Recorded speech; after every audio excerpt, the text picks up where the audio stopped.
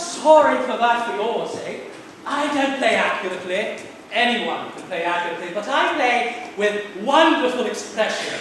As far as the piano is concerned, sentiment is my forte. I keep science for life. Yes, sir.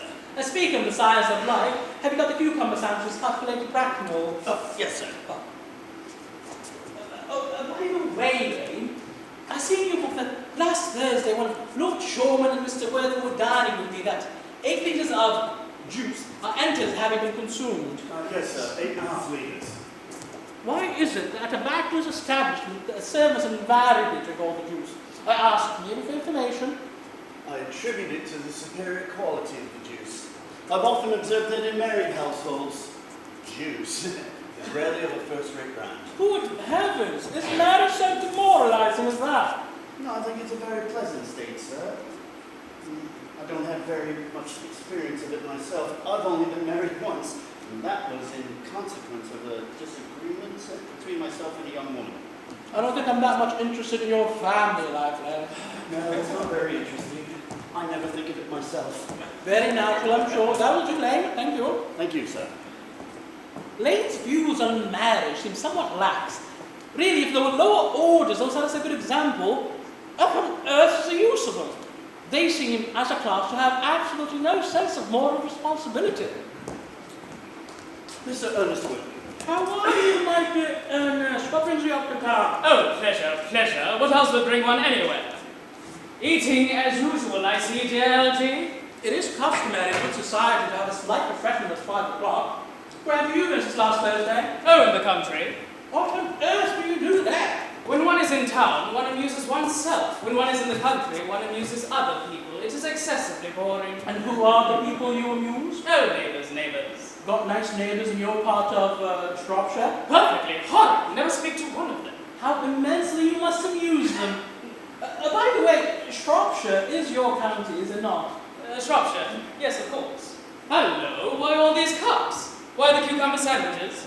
Why such reckless extravagance in one so young? Who is coming to tea? Merely Aunt Augusta and Gwendolyn. How perfectly delightful! Very well, I'm sure. But I'm afraid Aunt Augusta won't quite approve of you being here. May I ask why? My dear fellow, the way you flirt with Gwendolyn is perfectly disgraceful. It's almost as bad as the way Gwendolyn flirts with you. I am in love with Gwendolyn. I have come up to town expressly to propose to her. I thought you come here for pleasure. I call that business. Oh, how utterly unromantic you are. There is nothing romantic in proposing. It is romantic to be in love, but there's nothing romantic about a definite proposal. Well, one may be accepted. One usually is, I suppose. But then the excitement is all over. The very essence of romance is uncertainty. If ever I get married, I'll certainly try to forget the fact. I have no doubt about that, dear Algie. The divorce court was specially invented for people whose memories are so curiously constituted. Oh, there's no use speculating on that subject. Oh, don't touch the cucumber sandwiches. They're ordered specially for Aunt Augusta. But you have been eating them all the time. It's a different matter. She is my aunt. Have some bread and butter. The bread and butter's for Gwendolyn. Gwendolyn is devoted to bread and butter. Well, you need not eat as if you're going to have it all. You behave as if you're married to her already. You're not married to her already. I don't think you ever will be. Well, do you say that? Well, in the first place, girls never marry the men they flirt with. Girls don't think they're right. That is nonsense. It isn't. It's a great truth. A country with an extraordinary number of bachelors one sees all over the place. In the second place, I don't give my consent. Your consent? My dear fellow, Gwendolyn is my first cousin. And before I allow you to marry her, you have to clear up the whole question of Cecily. Cecily, what on earth do you mean? What do you mean, Algie, by Cecily? I don't know anyone by the name of Cecily. Can you please bring a pocket watch Mr. Worthing left last time he dined here? Yes, sir. Do you mean to say that you have had my pocket watch all this time? I wish to goodness you would have let me know. I've been writing frantic letters to Scotland Yard about it. I was very nearly offering a large reward. Well, I wish you'd offer one, and more than usually hard up. Well, there's no good offering a large reward now the thing has been found. Well, that's quite mean of you, Ernest, I must say. But now that I look at the inscription inside, I find this thing isn't yours after all. Of course it's mine. You've seen it with me 100 times, and you have no right whatsoever to read what is written inside. It's a very ungentlemanly thing to read and write a pocket watch. Well, that's absurd. There's no hard and fast rule about what should and shouldn't read. Half of modern culture depends on what one shouldn't read. I am quite aware of the fact, and I don't propose to discuss modern culture at present. It isn't the sort of thing one should discuss in private. I simply want my pocket watch back. But this isn't your pocket watch. This pocket watch is a present from someone of the name of Cecily. And you said you don't know anyone of that name. Well, if you want to know, Cecily happens to be my aunt. Your aunt? Yes, charming old lady she is too, lives at Tunbridge Wells. Just give it back to me, Algie. Why does your aunt call herself Little? From little Cecily with her fondest love.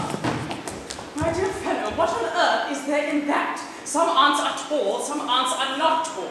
That is surely a matter that an aunt should be allowed to decide for herself. You seem to think that every aunt should be exactly like your aunt. That is absurd. Now, for heaven's sake, give me my pocket watch back. But why does your little Aunt Cecily, who lives in Tunbridge Wells, call you her uncle? From little Cecily, with her fondest love, to her dear Uncle Jack. I admit, an aunt may be a small aunt, but why an aunt, no matter what her size may be, should call her own nephew her uncle? I can't quite make it out. Besides, your name isn't Jack at all, it's Earnest. It isn't Ernest, it's Jack. You always told me it was Earnest. You answer to the name of Earnest. You accuse to everyone as Earnest. You look as if your name is Earnest. You're the most earnest-looking person I've ever met. It's absurd you saying that your name is Earnest on one of your cards. Here's one of them. Mr. Ernest Worthing, B4 the Albany. I'll keep this, and if you ever attempt to deny it to myself, to Gwendolyn, or anyone else. Well, my name is Ernest in town and Jack in the country, and the pocket watch was given to me in the country. Yes, but why does your little Aunt Cecily, who lives in Tunbridge Wells, call you her uncle? Come on, old boy. You much better have the thing out at once. My dear Alton, you talk exactly as if you were a dentist. It is very vulgar to talk like a dentist when one isn't a dentist. It gives off a false impression. Yes, but that's what dentists always do. Now go on, tell me the whole thing. I must say that I always suspected you of being secret and confirmed Bunburyist, and I'm quite sure of it now. Bunburyist? What on earth do you mean by a Bunburyist? I'll explain to you the meaning of this incomparable expression as soon as you explain to me why you're Ernest in town and Jack in the country. Produce my pocket watch first. Here it is. Now produce your explanation, and pray, make it improbable. My dear fellow, there's nothing improbable about my explanation at all. In fact, it is perfectly ordinary. Old Mr. Thomas Cardew, who adopted me when I was a little boy, made me in his will guardian to his granddaughter, Miss Cecily Cardew. Cecily, who addresses me as her uncle for motives of respect you couldn't possibly appreciate, lives at my place in the country, under the charge of her admirable governess, Miss Prism. Where is that place in the country? That is nothing to you, dear boy. You are not going to be invited. I will tell you candidly that the place is not in Shropshire. I suspected that. I have Bunbury all over Shropshire on 2 separate occasions. Now tell me, why are you Ernest in town and Jack in the country? My dear fellow, I don't know whether you will be able to understand my real motives. You are hardly serious enough. When one is placed in the position of guardian, one must adopt a very high moral tone on all subjects. It is one's duty to do so. And as a high moral tone can hardly be said to conduce very much for either one's health or one's happiness, in order that I may get up to town, I have always pretended to have a younger brother by the name of Ernest, who lives in the Albany and who gets into the most dreadful scrapes. That, my dear Algie, is the whole truth, pure and simple. The truth is rarely pure and never simple. Modern culture would be tedious if it was either, and modern literature a complete possibility. That wouldn't be at all a bad thing. My dear fellow, literary criticism is not your forte. Don't try it. Leave that to the people who haven't been to university. They do it so well in the daily papers. What you really are is a Bunburyist. I was quite right in saying you're a Bunburyist. You're the most advanced Bunburyist I know. What on earth do you mean? You have created an invaluable younger brother called Ernest, in order that you may be able to come up to town as often as you like. I have created an invaluable character called Bunbury, who is so dreadfully ill that he often needs my attention, in order that I may be able to go to the country whenever I choose. Bunbury's invaluable. If it wasn't for Bunbury's extraordinary bad health, I wouldn't be able to dine with you at Willis's tonight, for I've been really engaged to Aunt Augusta for more than a week. I would ask you to dine with me anyway tonight. Yes, you're very bad at sending out invitations. Nothing annoys people as much as not receiving invitations. You had much better go dine with your Aunt Augusta. I don't have the slightest intention of doing anything of the kind. To begin with, I dine there on Monday, and once a week is quite enough to dine with one's own relations. In the second place, whenever I do dine there, I'm treated as a member of the family, and sent down to dine with no woman at all, or two. In the third place, whenever I know exactly who she will place me next to. She will place me next to Mary Farquhar, who flirts with her husband who sits across the dinner table. It is not very pleasant. It's not even decent. The sort of thing that's enormously on the increase. It looks so bad. It's like washing one's own clean linen in public. Besides, now that I know you're a Bunburyist, I naturally want to talk to you about Bunbury. I want to tell you the rules. I'm not a Bunburyist at all. If Gwendolyn accepts me, I'm going to kill my brother Earnest. Indeed, I think I'll kill him in any case. Cecily is a little too much interested in him. It is rather a bore. So I'm going to get rid of Earnest. And I certainly advise you to do the same with your with your poorly friend who has the absurd name. Nothing will induce you to part with Bunbury at all. And if you ever get married, which seems to me extremely problematic, you will be glad to know Bunbury. A man who marries without knowing Bunbury has a very tedious time of it. That is nonsense. If I marry a charming girl like Gwendolyn, and she's the only girl I've ever seen in my life that I would marry, I certainly won't want to know Bunbury. Then your wife will. That, my dear young friend, is the theory that the corrupt French drama has been propounding for the last 50 years. Yes, and the happy English home has proven half the time. Oh, good heavens, don't try to be cynical. It is perfectly easy to be cynical. It isn't easy to be anything nowadays. There's beastly competition about. Oh, that must be Aunt Augusta. Only relatives and creditors ever bring in that Wagnerian manner. Now, if you get out of the way for 10 minutes in order that you might propose to Gwendolyn, may I dine with you at Willis's? I suppose so, if you want to. Yes, but you must be serious about it. I don't like people who are not serious about meals. It's so shallow of them. Lady Bracknell and Miss Fairfax. Good afternoon, dear Algernon.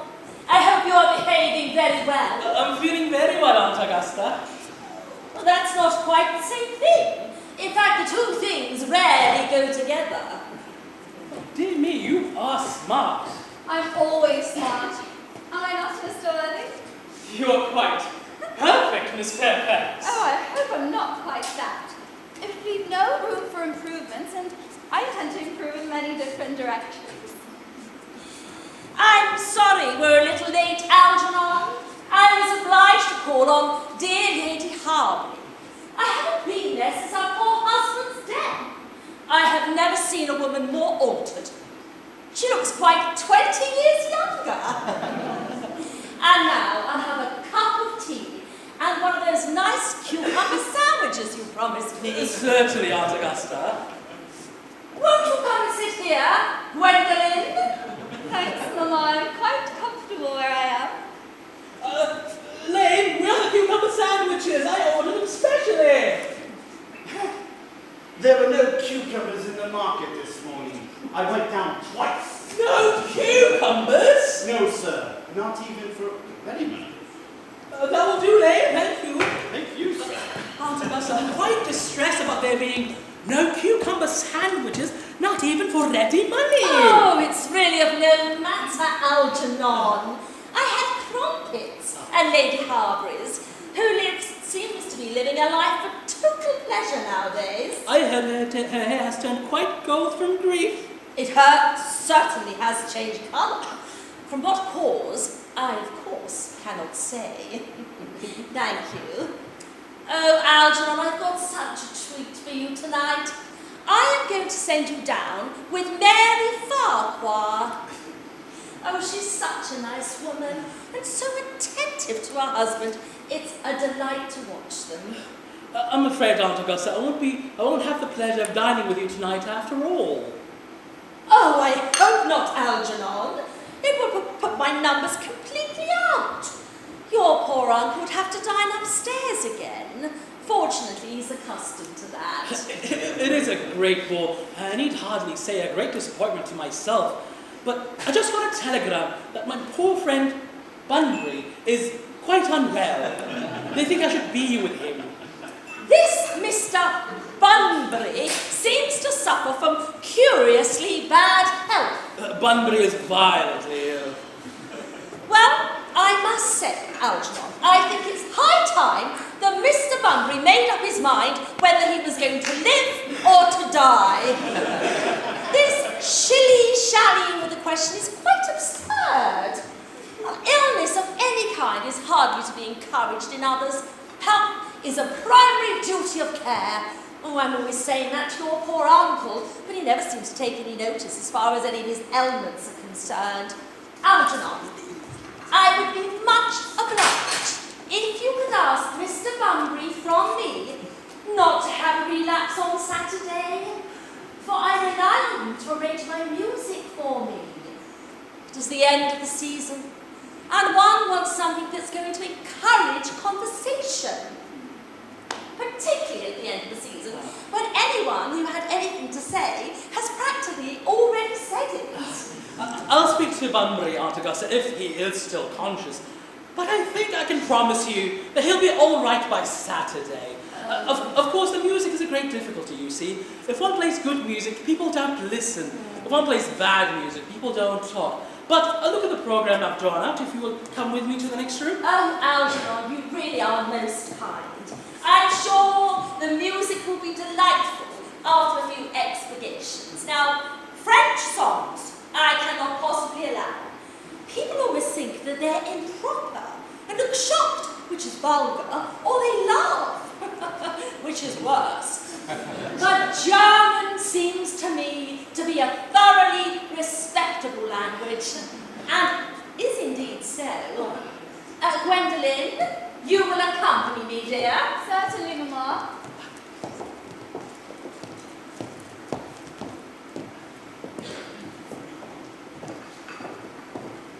Charming day it has been, Miss Fairfax. Pray don't talk to me about the weather, Mr. Worthing. Whenever people talk to me about the weather, I feel quite certain that they mean something entirely different. And that makes me so nervous. I do mean something else. I thought so. In fact, I'm never wrong.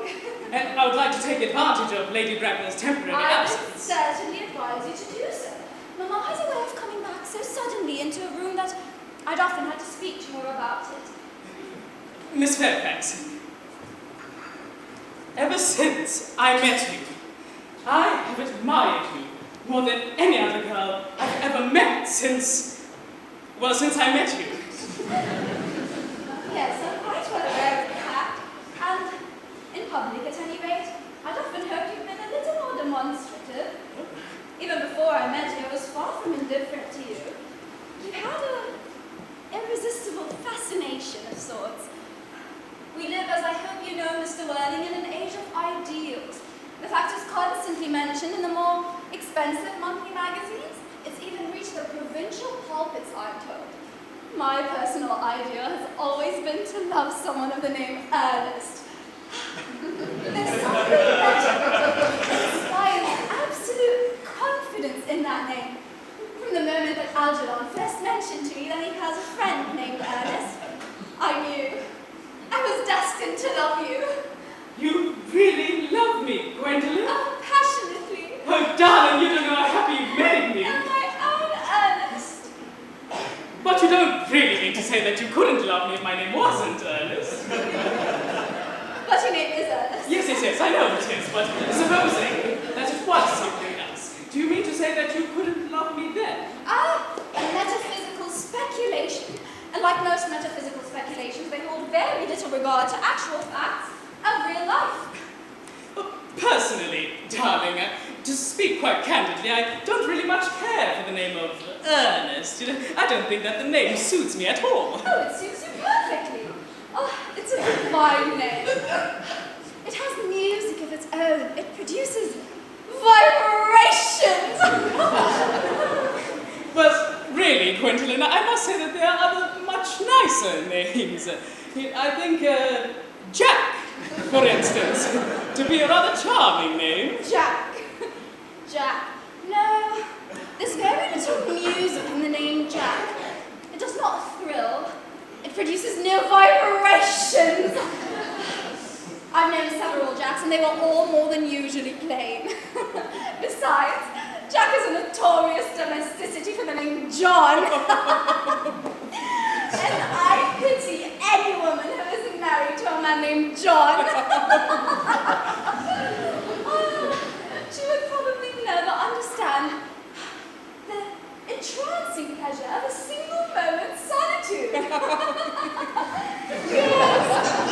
The only really safe name is Ernest. Gwendolyn, I must get renamed at once. I mean, we must get married at once. There's no time to be lost. Married, Mr. Worthing?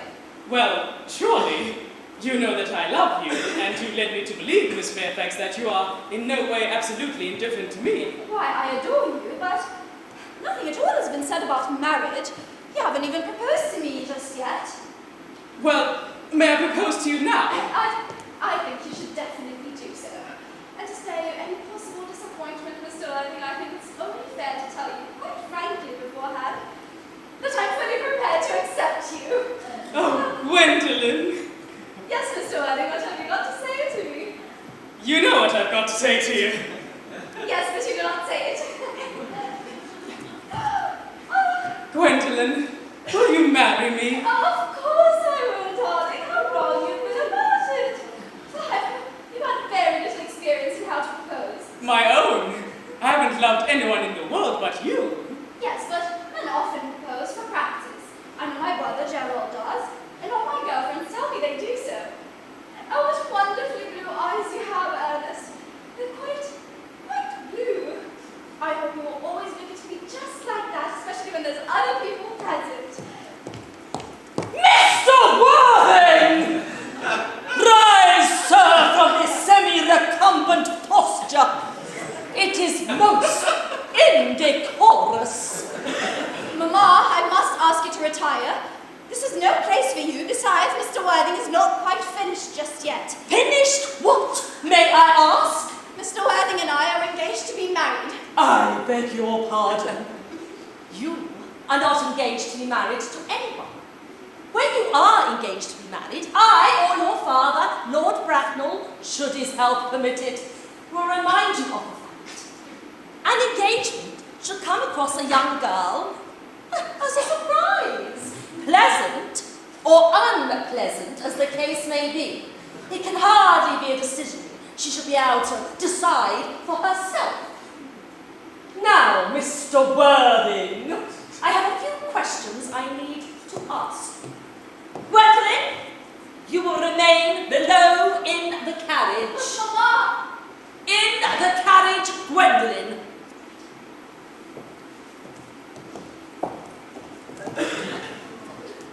Gwendolyn, the carriage!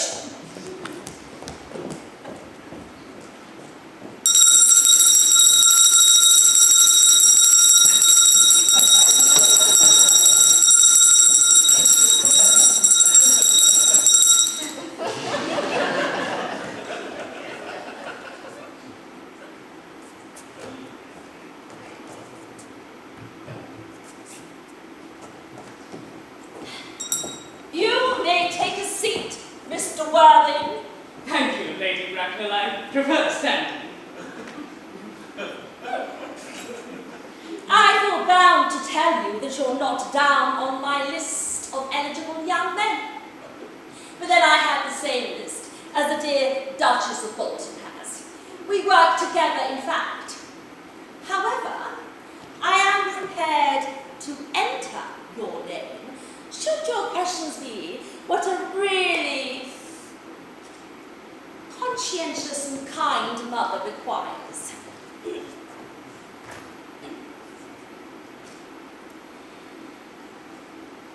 Do you play cricket?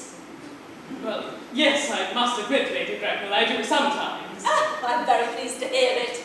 A man should always have an occupation of some kind. There are far too many idle men in London as it is. How old are you? 29. Oh, a very good age to be married at.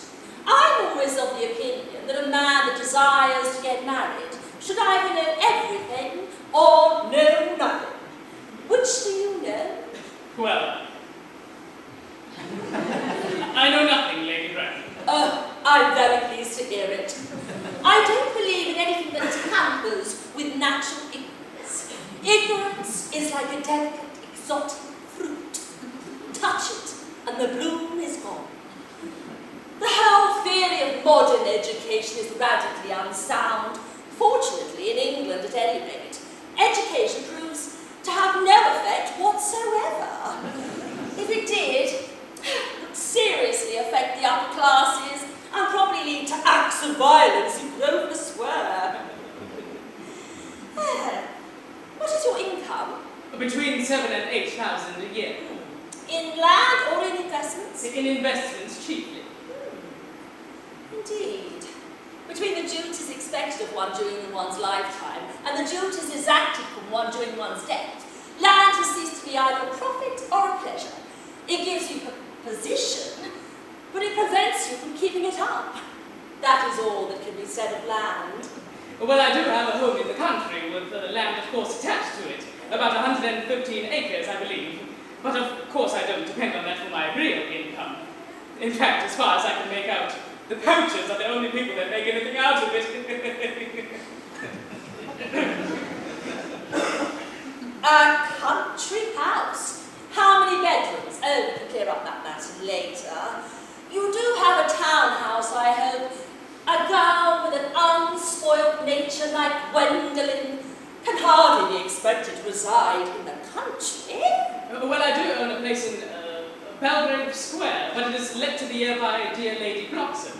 Of course, I can get it back whenever I like at 6 months' notice. Lady Bloxham?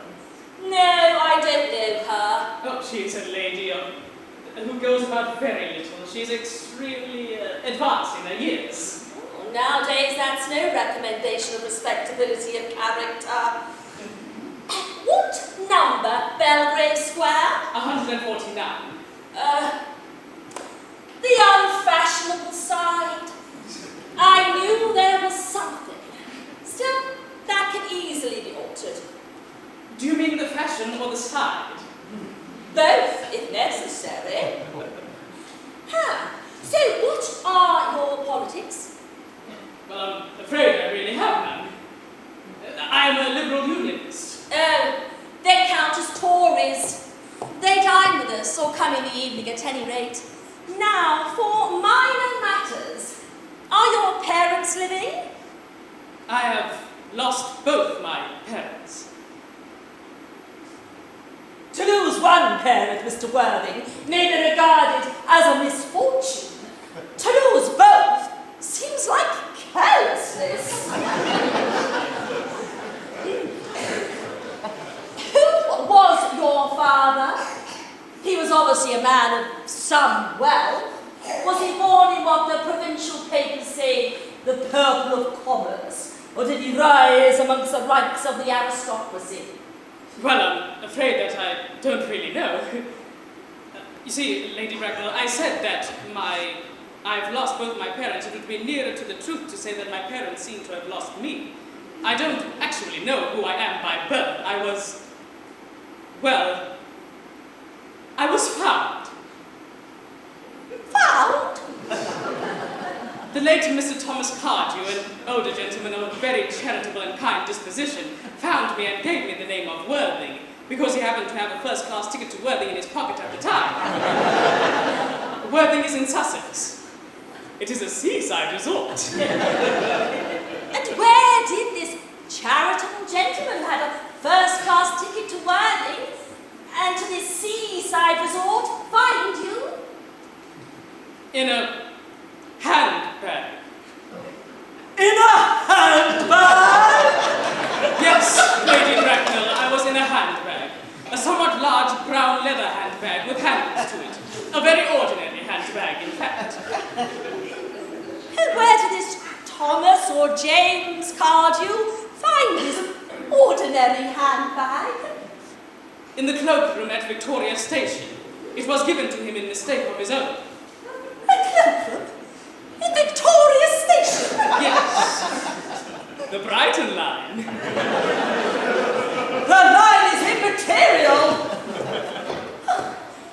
Mr. Worthing, I cannot help tell you I feel somewhat bewildered by what you have just told me.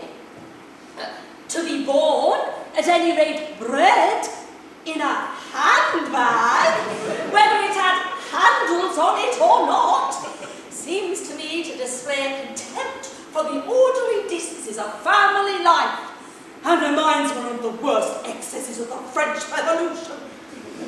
And you do know what that unfortunate movement led to? As for the particular locality of the handbag, a cloakroom in a railway station might be used to conceal a social indiscretion, and has indeed proper use for that purpose, but it is hardly seen as a recommended position of high society. Well, then may I ask what you would advise me to do, Lady Bracknell? I should say nothing of the fact that I would do anything in the world to ensure Gwendolyn's happiness. Well, I would strongly advise you, Mr. Worthing, to try and find some relations as soon as possible, and to produce at least one parent before the season is quite over. How I can possibly manage to do that, Lady Bracknell? I can produce the handbag in a minute. It is in my dressing room. I really think that should satisfy you, Lady Bracknell. Me? What on earth has it got to do with me? You can hardly imagine that I and Lord Bracknell would let our only daughter, a girl that's brought up with the utmost care, to marry into a cloakroom and form an alliance with a parcel? Good afternoon, Mr. Worthing!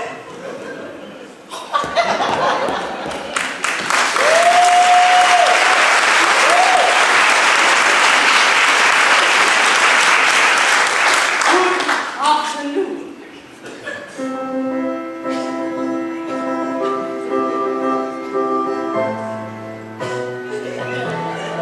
Oh, for heaven's sake, don't play that ghastly music, Algie! How idiotic you are!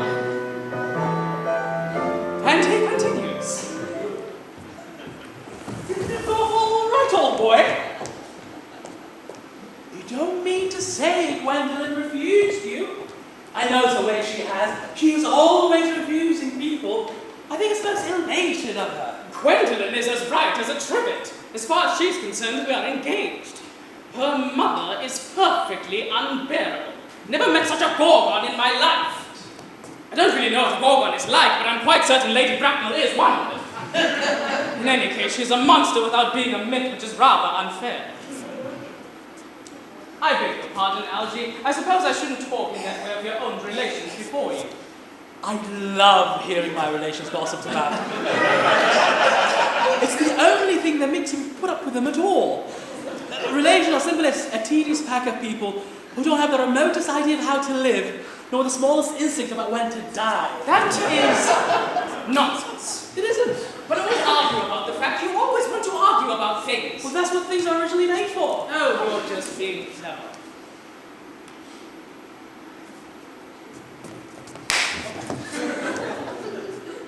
You don't think that there's any chance of Gwendolyn becoming anything like her mother in about 150 years? All women become like their mothers. That is their tragedy. No man does, that's his. Is that clever? It's perfectly phrased, and quite as true as any observation civilized life should be. I am sick to death of cleverness. Everyone is clever nowadays. You can't go anywhere without meeting clever people. The thing has become an absolute public nuisance. I wish to goodness we had a few fools left. We have. I would extremely like to meet them. What do they talk about? The fools? Oh, the clever people, of course. What fools? By the way, do you tell Gwendolyn the truth about you being Ernest in town and Jack in the country? Oh, the truth isn't the sort of thing that one says to such a nice, sweet, refined girl. What extraordinary ideas you have on how to behave to a woman, Algie. What about your brother? What about the profligate Earnest? Oh, by the end of the week I will have gotten rid of Ernest. I'll say he died abroad, in Paris, by mania. Lots of people die suddenly from mania, don't they? Yes, but it's hereditary, my dear fellow. It's the sort of thing that runs in families. You're better off saying a severe chill. And you're quite certain that a severe chill is not hereditary or anything of the kind? Of course it isn't. Very well then. My poor brother Ernest, carried off suddenly in Paris by severe chill. That gets rid of him. Isn't Miss Cardew a little too much interested in your poor brother Ernest? Won't she feel his loss a good deal? Oh, that is quite all right. She isn't the silly romantic girl, I'm glad to say. She has a capital appetite, goes on long walks, and pays no attention at all to her lessons. I would rather like to see, Cecily. I will take very good care that you never do. She is excessively pretty and only 18. Did you tell Gwendolyn that you have an excessively pretty ward who's only just 18? One doesn't blurt these things out to people. Gwendolyn and Cecily are almost positively going to become extremely good friends once they meet. I will tell you, I'll bet you anything in the world that within 30 minutes of them meeting each other, they will be calling each other sister. Only after they call each other many other things first. Now, if we want to get a good table at Willis, we must go and dress. Do you know it's nearly 7? It is always nearly 7. Well, I'm hungry. I never knew you when you weren't. What shall we do after dinner? Go to a theatre? Oh no, I loathe listening. Well, let's go to the club. Oh no, I hate talking to people. Well, we might trot to an exhibition at 10. Oh no, I can't bear to look at things. It is so sick. Well, what shall we do then? Nothing. Nothing. It's awfully hard work doing nothing. But I don't mind hard work if there's no object of any kind. Miss Fairfax. Gwendolyn, upon my word. Algie, kindly turn your back. I have something very particular to say to Mr. Worthing. Really good. I don't think I can allow this at all. Algie, you always adopt a strictly immoral attitude towards life. You are not quite old enough to do that. My own darling. Earnest, we may never be married. From the expression on Mama's face, I fear we never shall. Very few parents pay any regard to what their children say to them nowadays. The old-fashioned respect for the young is fast dying out. Whatever influence I had over Mama, I lost it at the age of 3. But, although she may prevent us from becoming man and wife, and I may marry someone else, and I may marry often, there's nothing that you could possibly do that can alter my eternal devotion to you. Oh, Gwendolyn. The story of your romantic origin as related to me by Mama with unpleasing comments has naturally stirred the deeper fibers of my nature. Your Christian name has an irresistible fascination, and the simplicity of your nature makes you exquisitely incomprehensible to me. Your town address in the Albany I have. What is your address in the country? The Manor House, Woolton, Hertfordshire. There is a good postal service, I suppose. It may be necessary to do something desperate. That, of course, would require serious consideration.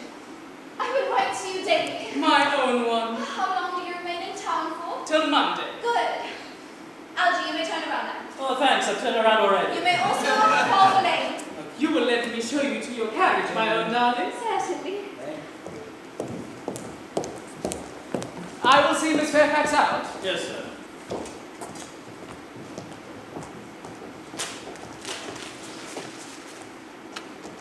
Glass of something? Yes, sir. Sweet, Lane. Tomorrow, Lane. I'm going Bunbury. Yes, sir. I shan't be back till Monday. Have my dress clothes, my smoking jacket ready, and all the Bunbury suits. Yes, sir. I hope tomorrow will be a fine day, Lane. It never is, sir. Lane, you're a perfect pessimist. I do my best to provide satisfaction, sir. There is a sensible, intellectual girl. The only girl I ever cared for in my life. And what on earth do you find so amusing? Oh, I'm anxious about poor Bunbury, that is all. If you don't take care, your friend Bunbury will get you into a very serious scrape someday. I love scrapes. They are the only thing that are never serious. Oh, that is nonsense. You don't talk anything but nonsense. Nobody ever does.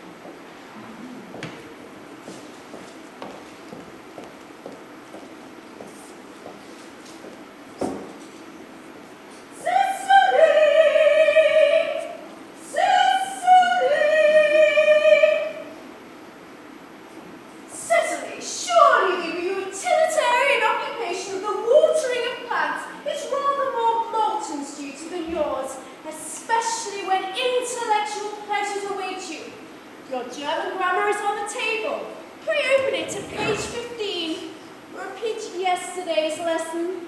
But I don't like German. It isn't at all a becoming language. I know perfectly well that I look quite plain after my German lesson. You know your guardian wants you to improve yourself in every way. He laid particular stress on your German when he was leaving for town yesterday afternoon. Indeed, he always lays stress on your German when he's leaving for town. Dear Uncle Jack is so very serious. Sometimes he's so serious that I think he cannot be quite well. Your guardian enjoys the best of health, and his gravity of demeanour is especially to be commended in one so comparatively young. I know no one with a higher sense of moral duty and responsibility. I suppose that is why he often looks a little bored when we three are together. Cecily, I'm surprised at you. Mr. Worthing has many troubles in his life. Idle merriment and triviality would be out of place in his conversation. You know his constant anxiety about that unfortunate young man, his brother. I wish Uncle Jack would allow that unfortunate young man, his brother, to come down here sometimes. We might have a good influence over Miss Prism. I know you certainly would. You know, German and geology and things of that kind influence a man very much. You don't even think that I could have any influence over a personality that his own brother describes as irretrievably weak and vacillating. I don't even think that I want to reclaim him. I'm not in favour of this modern mania of turning bad people into good people at a moment's notice. As a man sows, then let him reap. Cecily, you should put away that diary. I don't know why you keep a diary at all. I keep a diary in order to enter the wonderful secrets of my life.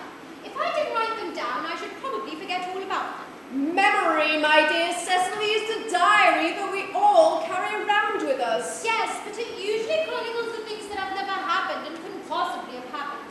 I believe that memory is responsible for nearly all the 3-volume novels that Moody sends us. Do not speak slightingly of the 3-volume novel, Cecily.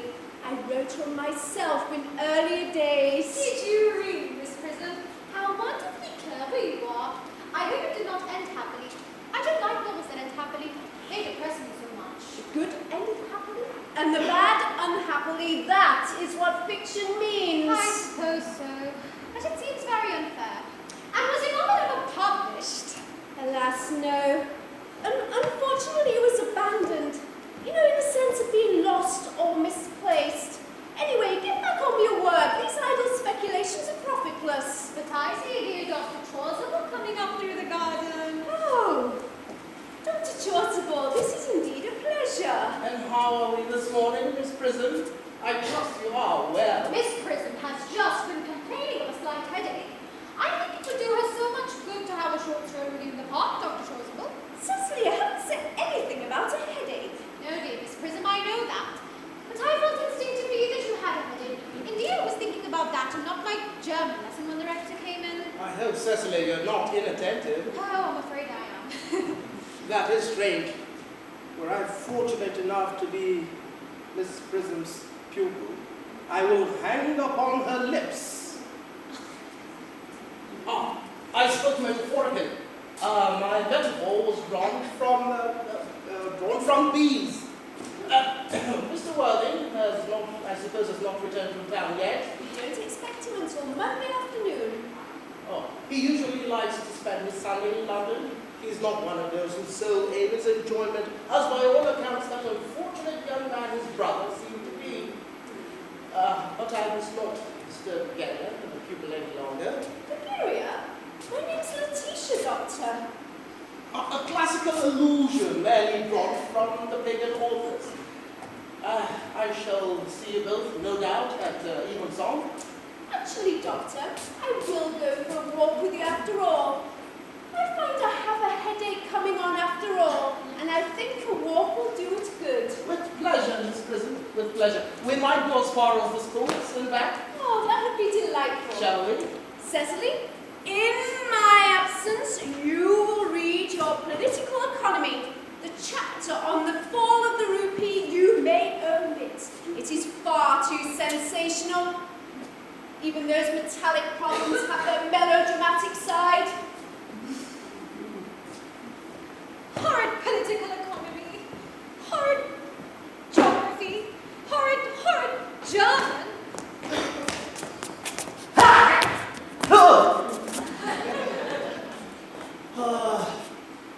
Mr. Earnest Worthing has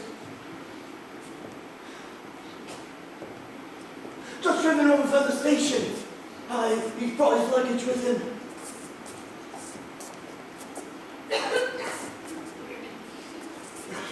Ernest?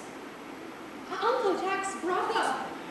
Did you tell him Mr. Worthing was in town? Yes, miss. Oh, He seemed most disappointed.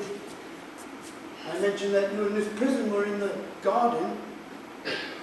He seemed very anxious to speak to you privately.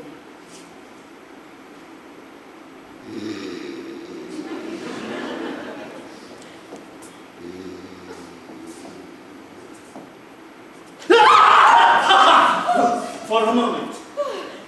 ask Mr. Ernest Worthing to come here.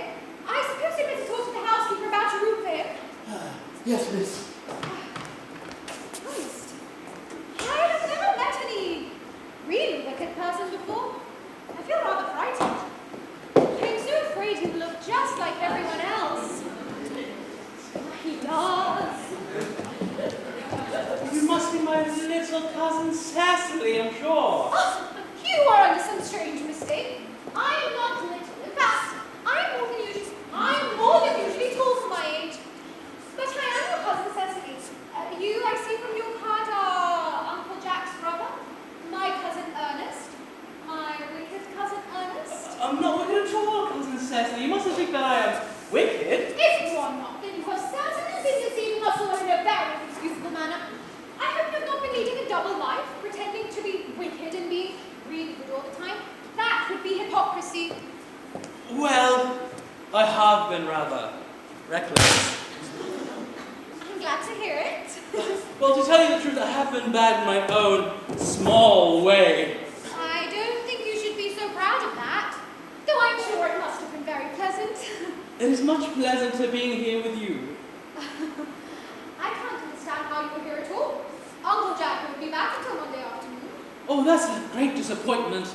I have to go back on the first train on Monday. I have a business appointment that I'm anxious to miss. Couldn't you miss it anywhere but in London? No, the appointment is in London. Oh, well, I understand, of course, how important it is not to keep a business engagement if one wants to retain any sense of the beauty of life. But still, I think you had better wait until Uncle Jack arrives. I know he wants to speak to you about your emigrating. About my what? About your emigrating. He has gone out to buy your outfit. I would never let Jack buy my outfits. He has no taste in neckties at all. I don't think you would require neckties. Uncle Jack is sending you to Australia. Australia? I'd sooner die. Well, he said at dinner on Wednesday night that you would have to choose between this world, the next world, and Australia. Well, the accounts I heard about Australia and the next world are not particularly encouraging. This world is good enough for me. Yes, but are you good enough for it?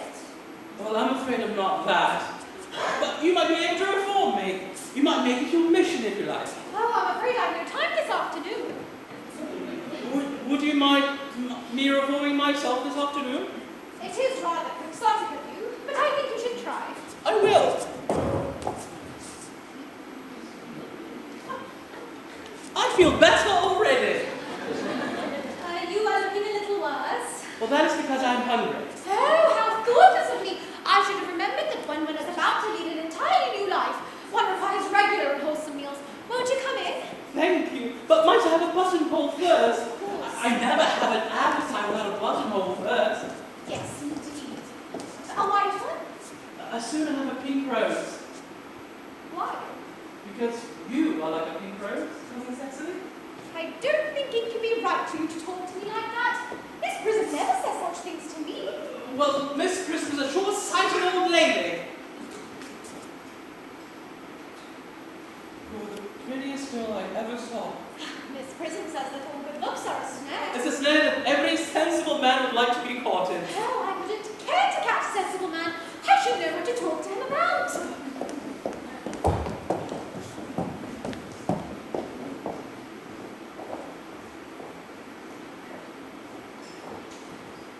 You are too much alone, Dr. Chausable.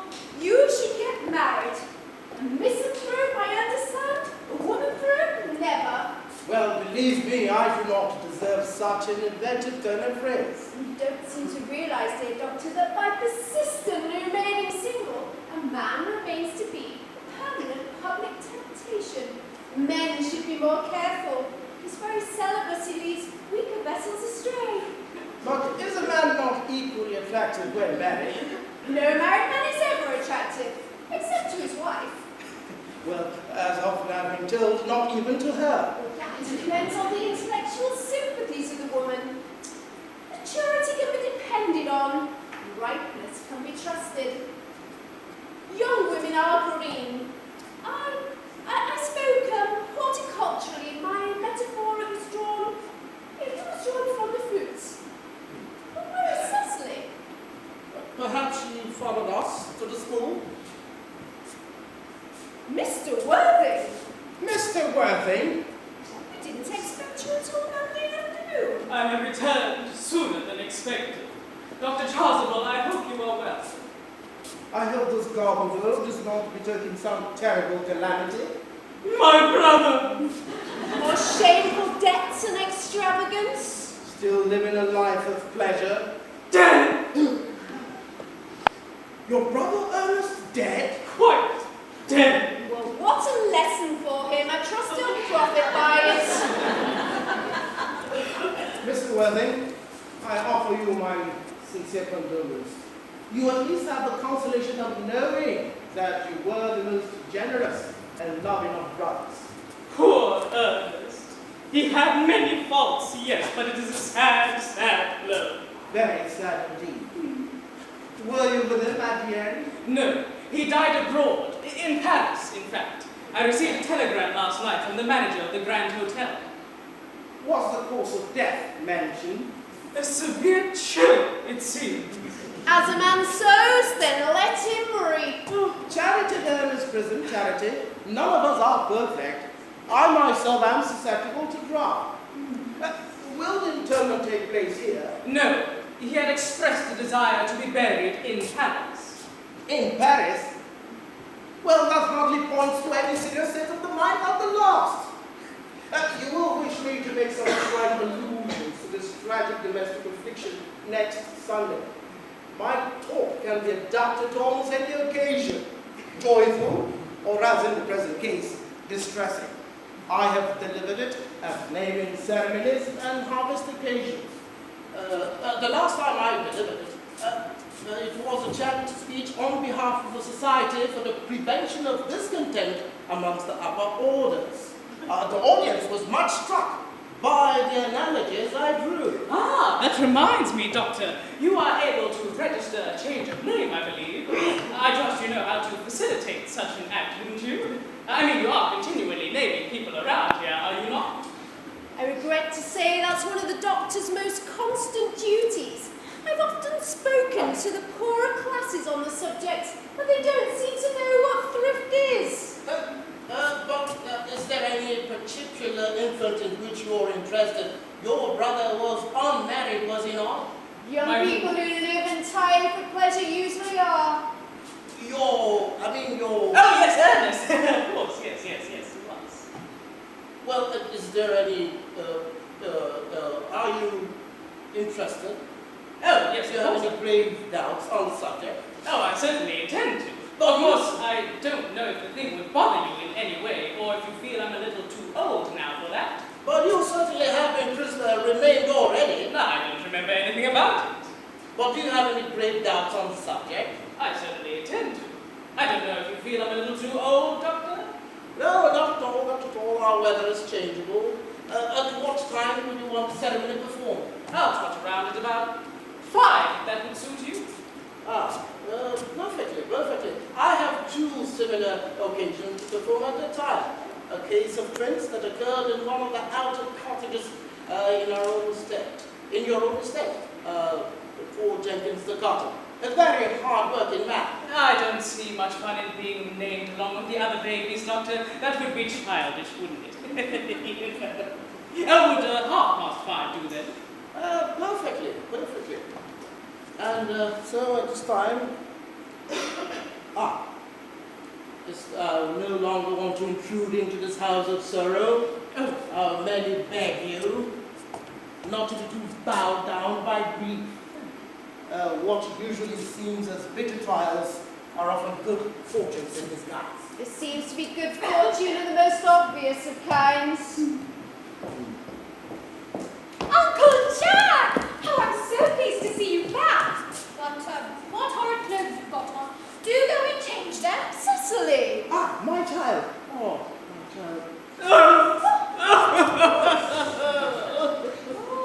Uncle Jack, do look happy. You look as if you've got a toothache. And I've got such a surprise for you. Who do you think is in the dining room? Your brother! Your brother Ernest. He arrived about half an hour ago. That is nonsense. I haven't got a brother. Oh, don't say that. However badly you may have behaved to you in the past, he's still your brother. You couldn't be so heartless as to disown him. I'll tell him to come out, and you will shake hands with him, won't you, Uncle Jack? These are joyful tidings! After we'd all been resigned to his loss, his sudden return seems to me to be peculiarly distressing. My brother is in the dining room. I don't know what it all means. I think it's perfectly absurd. Good heavens! Uncle Jack! I've come up to town to tell you that I'm very sorry for all the trouble I have given you, and that I intend to lead a better life in the future. Uncle Jack! You are not going to refuse your own brother's hand? Nothing would induce me to take his hand. I find him coming here quite disgraceful. He knows perfectly well why. Uncle Jack, do be nice. There is some good in everyone. Ernest was just telling me about his poorly friend Mr. Bunbury, whom he goes to visit so often. And surely there must be good in one who is kind to a man who is so often unwell and leaves the pleasures of London to sit by a bed of pain. Oh, he's been talking about Bunbury, has he? Ah, yes, he's told me all about poor Mr. Bunbury in his terrible state of health. Bunbury? Well, I won't have him talk to you about Bunbury or about anything else. It's enough to drive one perfectly frantic. I must admit that all the faults are on my side. But I must say Brother Jack's coldness to me is particularly painful. I expected a more enthusiastic welcome, especially considering this is the first time I've come up here. Uncle Jack, if you do not shake hands with Ernest, I will never forgive you. Never forgive me? Never, never, never! Well, this is the last time I shall ever do it. It is perfect, is it not, to see such wonderful, perfect reconciliation. I think it's a good time for the two brothers alone. Cecily, you will come with us. Certainly, Miss Prism. My little task of reconciliation is over. You have done a wonderful action today, my child. Gentlemen, We must not be premature in our judgments. I feel very happy. Out, you young scoundrel! You have got to leave this place as soon as possible. I don't allow any bundling here.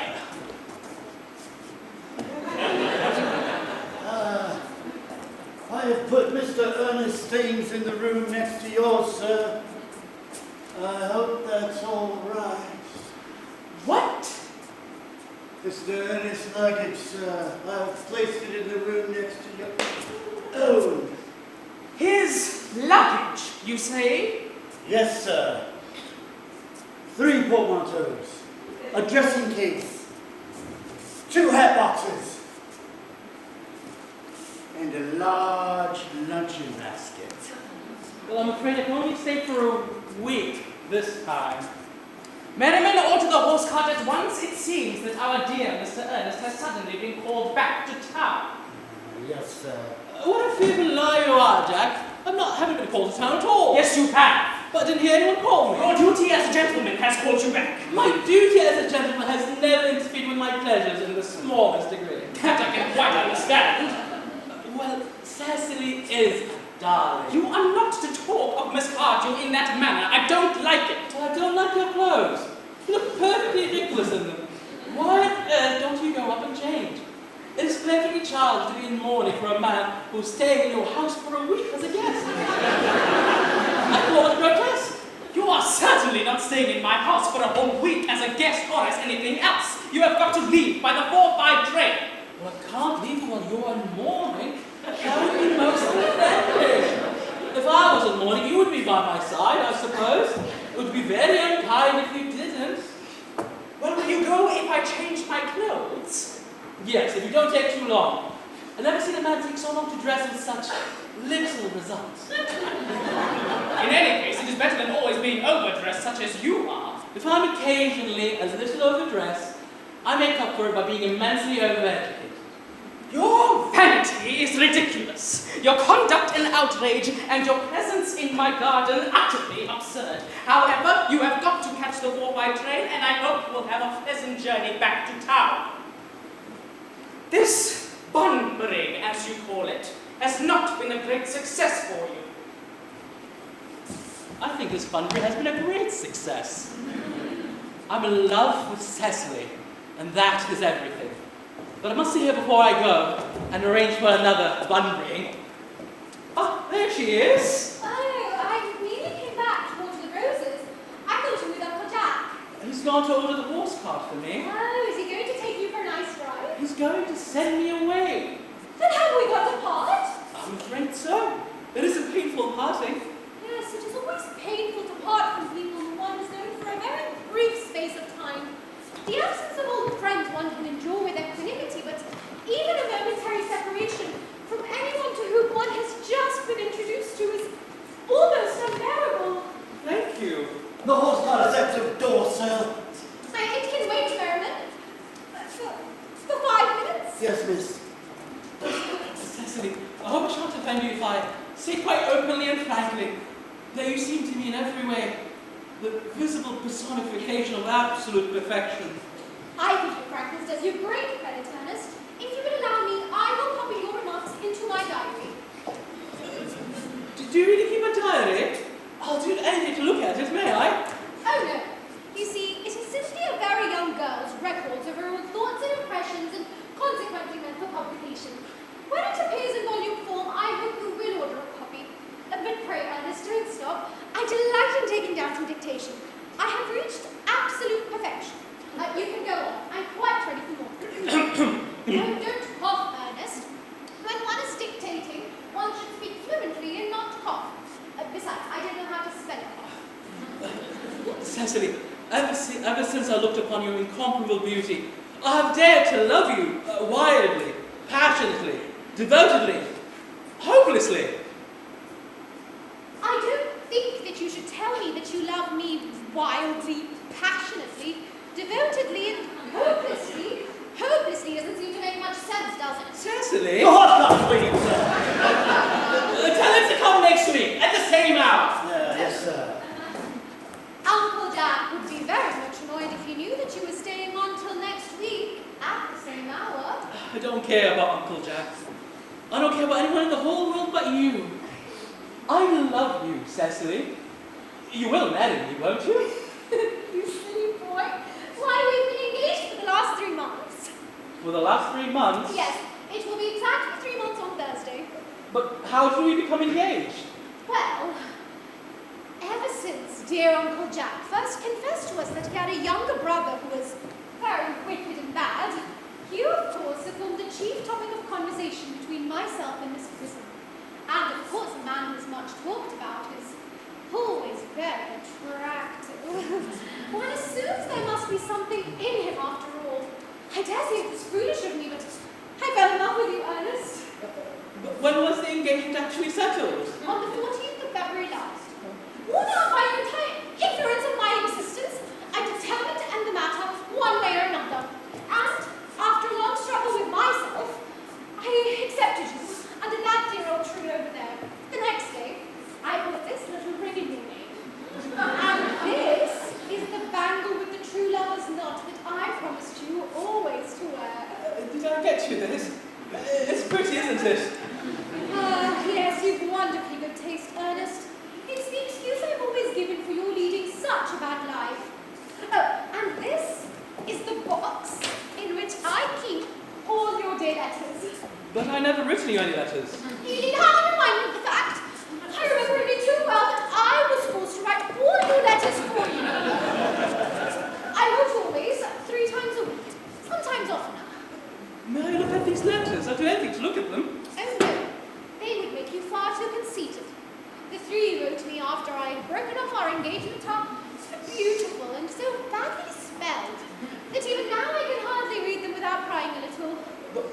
engagement ever broken off? Of course it was. It was broken off on the 22nd of last March. You can read the entry if you like. Today, I broke off my engagement with Earnest. I feel it is better to do so. The weather still continues charming. But why would you break up our engagement, Cecily? What had I done? I did nothing at all. It's quite mean of you to break up our engagement, particularly when the weather was so charming. Well, it would have hardly been a serious engagement if it hadn't been broken off at least once. But I forgave you before the week was out. You're a perfect angel, Cecily. Ah, you dear romantic boy. I hope your hair curls naturally, does it? Yes, with a little bit of help. I'm glad to hear it. You won't break off our engagement again, will you? I don't think I could break it off now that I've actually met you. Besides, there is the question of your name. Oh yes, of course. You must not laugh at me, darling, but it has always been a girlish dream of mine to love someone whose name was Earnest. There is something in that name that seems to inspire absolute confidence. I pity any poor married woman whose husband is not called Earnest. Are you saying you can't love me if I had some other name? But what name? Well, any name you'd like. Algernon, for instance. But I do like the name of Algernon. My sweet little loving darling. Algernon is a fine name. It's a rather aristocratic name. Half of the chaps who work at the bankruptcy court are called Algernon. But seriously, Cecily, did you say you can't love me if my name was Alger? I might respect you. I might admire your character. But I fear I may never be able to give you my undivided attention. Dr. Chausable, he's a well-learned man. Oh, yes, of course. Dr. Chausable is a most learned man. He has never written any books, so you can imagine how much he knows. Well, that must see for an important renaming, for an important matter. I shan't be away more than half an hour. Considering that we have been engaged for the last 3 months, and that I've only met you today for the first time, I think it is rather hard that you should leave me for so long a period as half an hour. Couldn't you make it 20 minutes? I'll be back in no time. Oh, what an impetuous boy he is. I like his hair so much. I must go to his proposal in time. Miss Fairfax has just called to see Mr. Worthing. Oh, a most important business. Miss Fairfax states. Isn't Mr. Worthing in his library? No, miss, he went around to Dr. Chausable's house some time ago. Pray, ask the lady to come out here. Mr. Worthing is sure to be back soon. And you can bring tea. Yes, miss. Miss Fairfax. I suppose one of the many good elderly women associated with Uncle Jack in some of his philanthropic work in London. I don't quite like women who are interested in philanthropic work. I think it's so forward of them.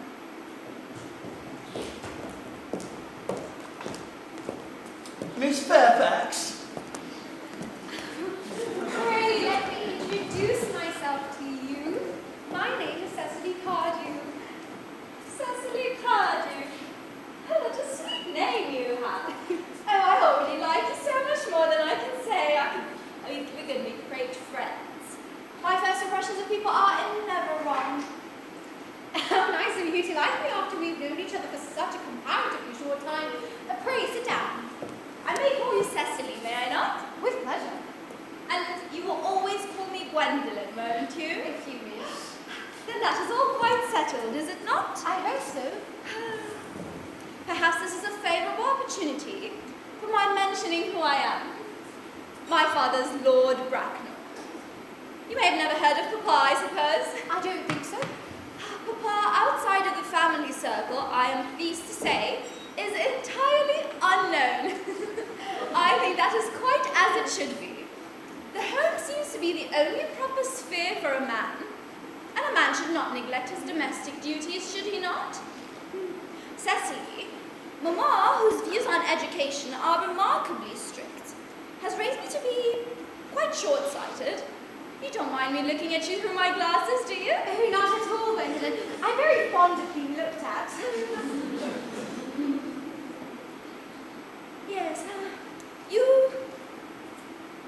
visit, I suppose?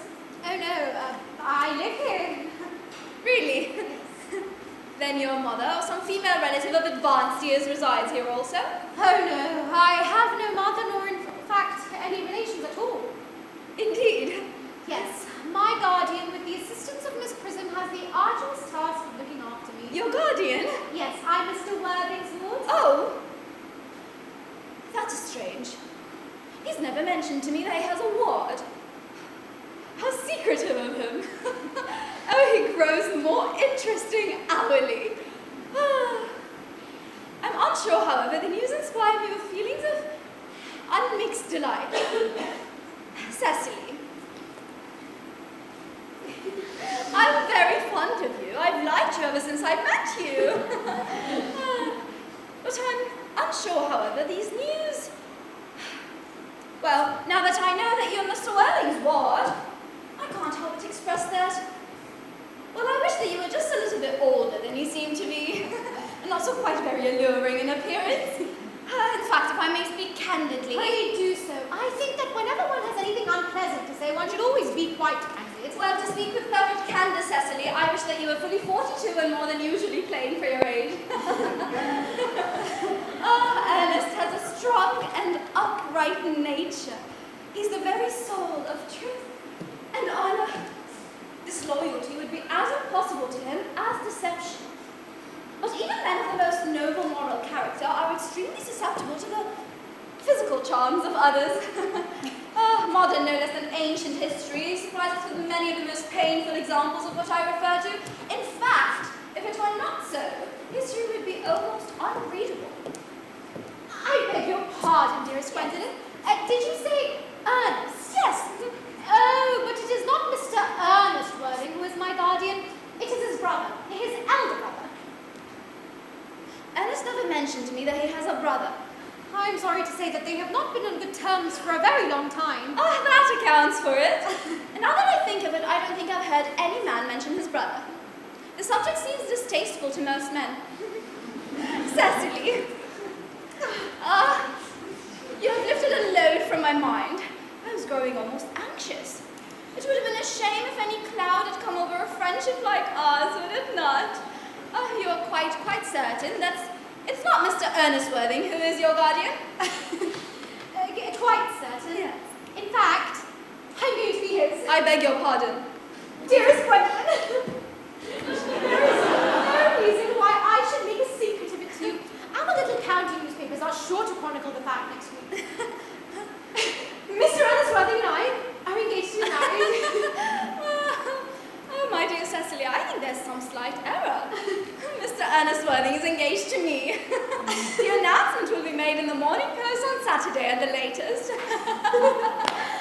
I am afraid there must be some strange misconception. For he proposed to me exactly 10 minutes ago.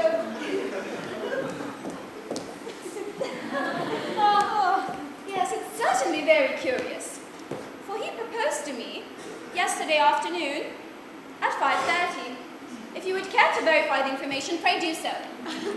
I never travel without my diary. One should always have something sensational to read on the train.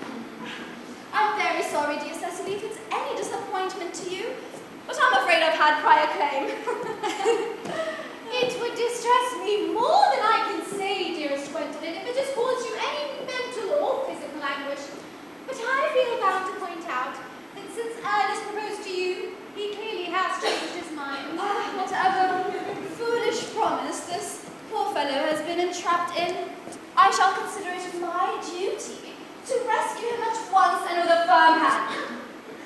Whatever unfortunate entanglement my dear boy may have got into, I will never reproach him with it after we are married. Do you allude to me, Miss Cardew, as an entanglement? You are presumptuous. On an occasion of this kind, it becomes more than a moral duty to speak one's mind. It becomes a pleasure. Do you suggest, Miss Fairfax, that I entrapped Ernest into an engagement? How dare you? This is no time for wearing the shallow mask of manners. When I see a spade, I call it a spade. Well, I'm glad to say that I've never seen a spade. It seems very clear that our social spheres have been widely different.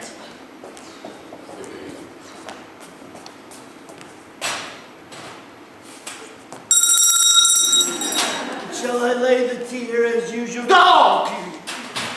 Yes, as usual. Are there any interesting walks in the vicinity, Miss Cardew? Oh yes, a great many. From the top of one of the hills one can see 5 counties. 5 counties? I don't think I should like that. I hate crowds. I suppose that is why you live in town? Quite a well-kept garden this is, Miss Cardew. So glad you like it, Miss Fairfax. I had no idea there were any flowers in the country. Oh, flowers are as common here, Miss Fairfax, as people are in London. Personally, I had no idea there were anyone who can manage to exist in the country. The country always bores me to death. That is what the newspapers are calling agricultural depression, is it not? I've heard the aristocracy are suffering very much from it at present. It is almost an epidemic amongst them, I've been told. May I offer you some tea, Miss Fairfax? Thank you. Detestable girl. Oh, I require tea. Sugar? No, thank you. Sugar is not fashionable anymore.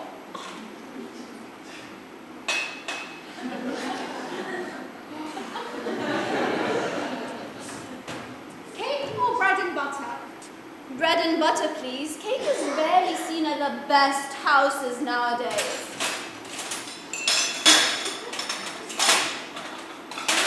That to Miss Fairfax.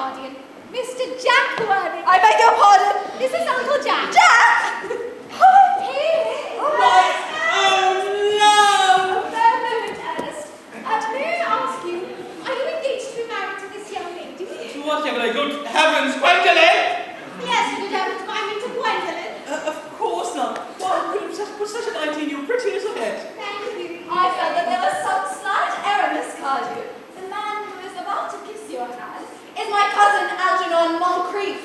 Algernon Moncrieff!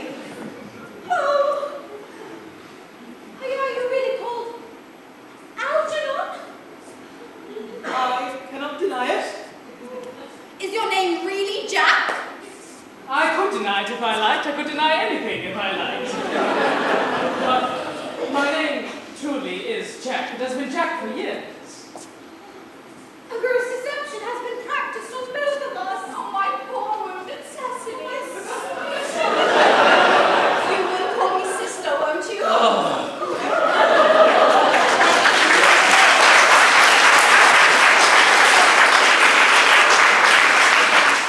But there is just one question I would like to be allowed to ask my guardian. Admirable idea. Mr. Worthing, there is just one question I would like to be put to you. Where is your brother Earnest? We're both engaged to be married to your brother Ernest, so it is a matter of some importance to us where your brother Ernest is at present.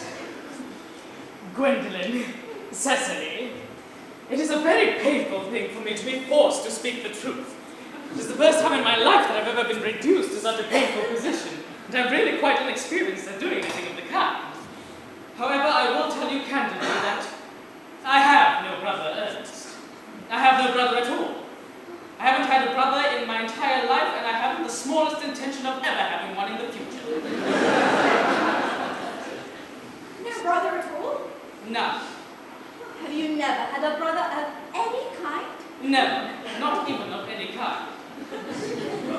Seems quite clear to me, Cecily, that neither of us are engaged to be married to anyone. It is not a very pleasant position for a young girl to suddenly find herself in, is it? Let us venture to the house. They will hardly dare to come after us there. Oh, men are so cowardly, aren't they?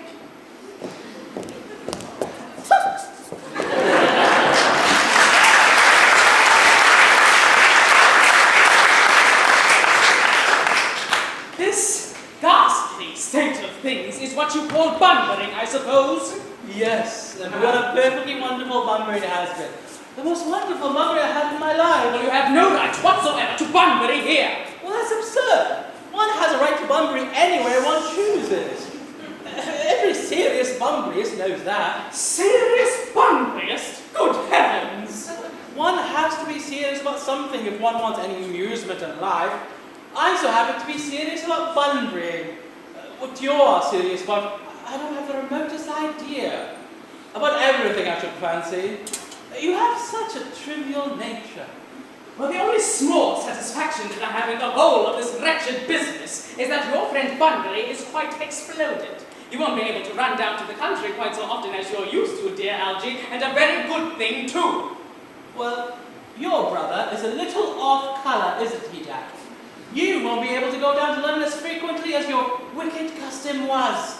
And not a bad thing either. As for your conduct towards Miss Cardew, I must say that you're taking in a sweet, simple, innocent girl like that to be rather, well, it is inexcusable, to say nothing of the fact that she is my ward. Well, I see no difference for you at all deceiving such a clever, brilliant, thoroughly experienced young lady as Miss Fairfax.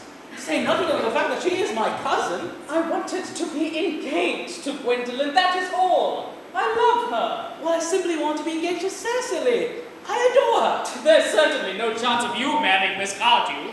Well, I see no likelihood for you, Jack and Miss Fairfax being united. Well, that is no business of yours.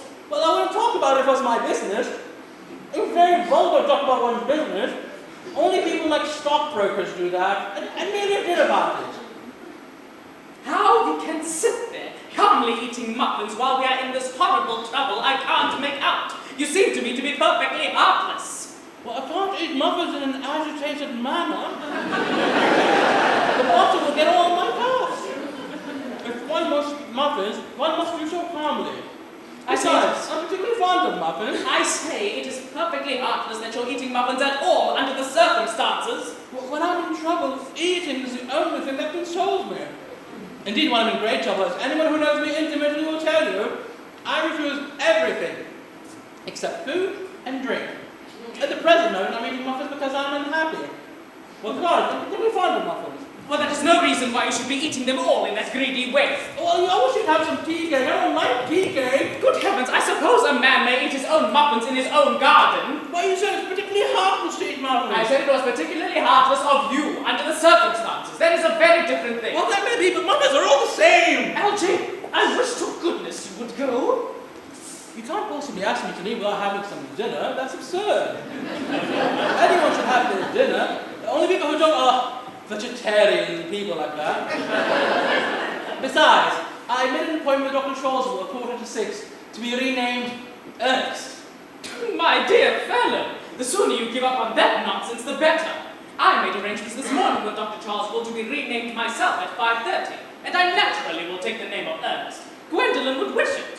We can't both be renamed Ernest, that is absurd. Besides, I have the perfect right to be renamed if I liked. There is no evidence that I was ever named by my parents, and I should think it extremely probable that I never was. So does Dr. Chausable.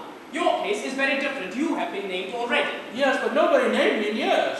Yes, but you have been named. That's the important thing. Quite so. So I know my constitution can stand it.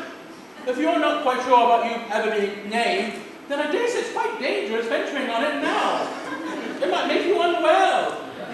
Need I remind you that you have a brother who recently was carried out in Paris by a severe chill? Yes, but you said a severe chill was not hereditary. I did, but I dare say it is now. Science is always making great improvement in things. Oh, that is nonsense. You don't talk anything but You nonsense. the muffins again. I wish you wouldn't. There's only 2 left. I'm particularly fond of muffins. But I hate tea cake. I don't care! Algie, I've already asked you to leave, and you are still here. Why don't you go? I haven't finished my tea yet. And there's 2 muffins left.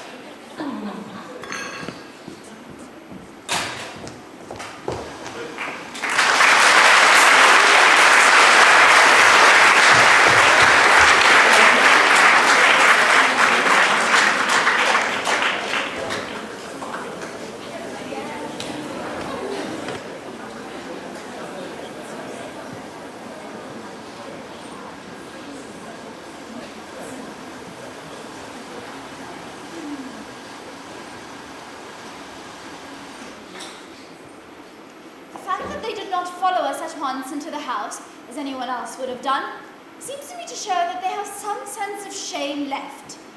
They have been eating muffins. Oh, that looks like repentance. Yes, but they don't seem to notice us. Couldn't you cough? I haven't got a cough. Oh, they're looking at us. Oh, what effrontery. They're approaching. Oh, that's very forward of them. Let us preserve a dignified silence. Certainly, it is the only thing left to do now.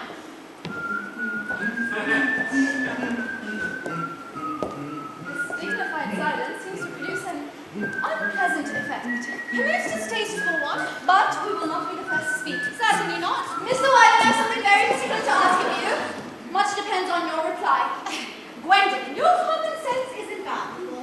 Mr. Moncrieff, kindly answer me the following question. Why did you pretend to be my guardian's brother? In order that I might have an opportunity of meeting you, Cecily.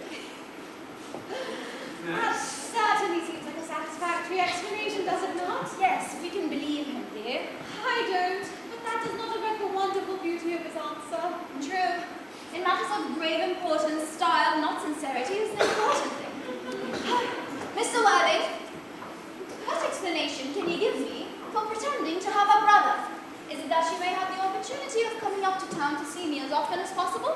Can we doubt it, Miss Fairfax? I have the gravest doubts upon the matter, but I intend to crush them. This is not the time for German skepticism.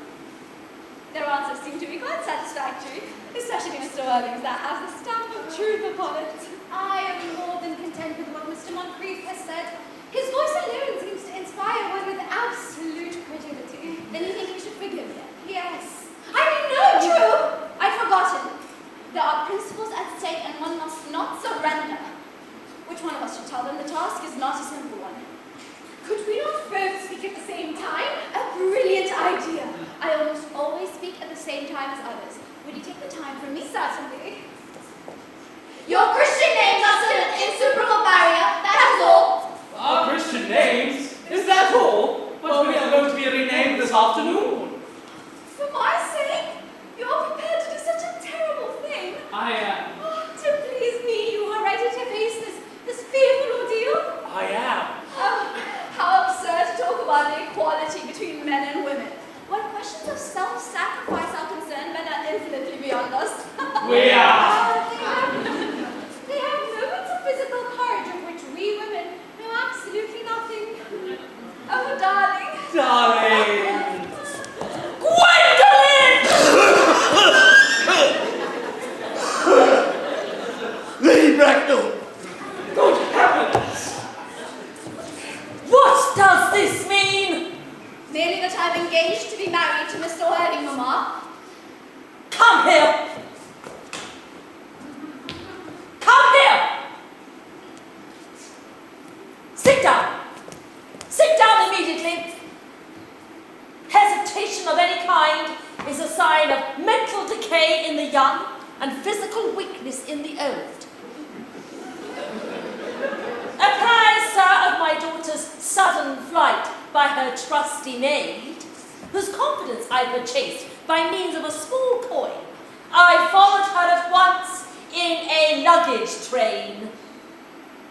Mr. Worthing, you must understand, that all communication between yourself and my daughter must cease immediately on this point, as on all points. I am firm. I am engaged to be married to Gwendolyn, Lady Bracknell. You are nothing of the kind, sir. Now, regarding Algernon. Algernon! Yes, Augusta.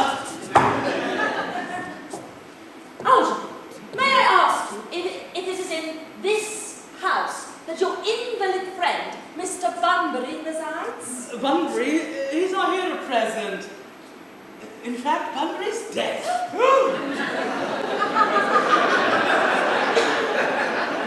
Dead? When did Mr. Bunbury die? His death seems to be extremely sudden. I killed Bunbury this afternoon. He died this afternoon. What did he die of? Bunbury? He quite exploded. Exploded?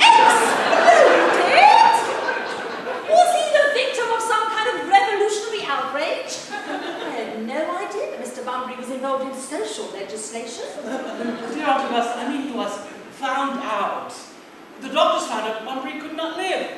So Bunbury died. He seems to have great confidence in the opinion of his physicians, I must say. Well, I'm glad he took some definite course of action and acted under proper medical advice. And now we have finally got rid of Mr. Bunbury. I wish to ask you, Mr. Worthing, who is this young person that my nephew Algernon seems to be standing next to in what seems to be a peculiarly unnecessary manner?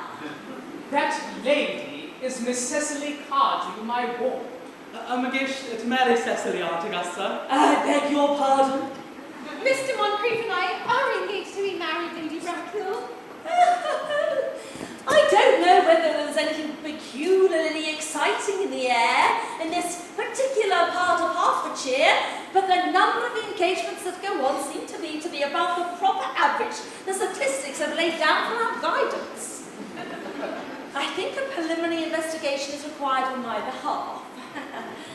Mr. Worthing, may I just ask you if Miss Cardew is at all associated with any of the larger railway stations in London?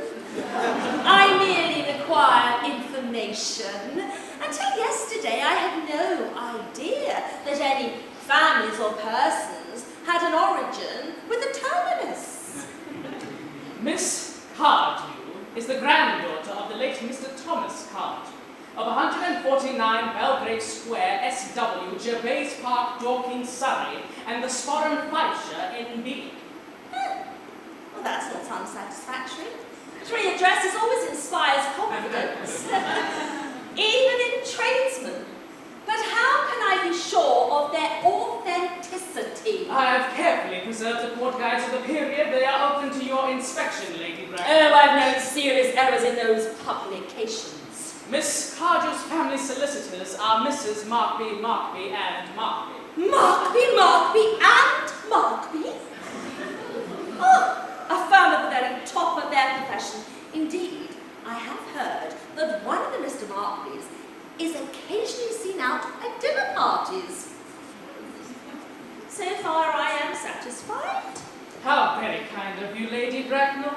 I should also let you know that I have in my possession certificates of Miss Cardew's birth, baptism, whooping cough, registration, confirmation, vaccination, and the measles, both of the German and English variety. A life crowded in incident. Although, I must say, maybe a little too sensational for a young girl. I am not in favour of premature things. Well, I think the time has come for my departure. Gwendolyn, we must leave at once. Oh, just of a matter of course, Mr. Worthing, I just need to inquire, is Miss Cardew in possession of any small fortune? Oh, about £130,000 in the funds, that is all. Goodbye, Lady Bracknell, so pleased to have seen you. Oh, one moment, Mr. Worthing. £100,000. And in funds! Miss Cardew seems like the most attractive young lady now that I look at her. Oh, few girls of the present day have any really solid qualities, any qualities that last and improve with time. Oh, come here, child. Yes, your dress is sadly simple, and your hair almost as if nature would have left it. But we can soon alter all that, yes. A really experienced French maid produces wonderful results in a very short amount of time. In fact, I remember recommending one to young Lady Lancing, and after 3 months her own husband did not know her. And after 6 months, nobody knew her.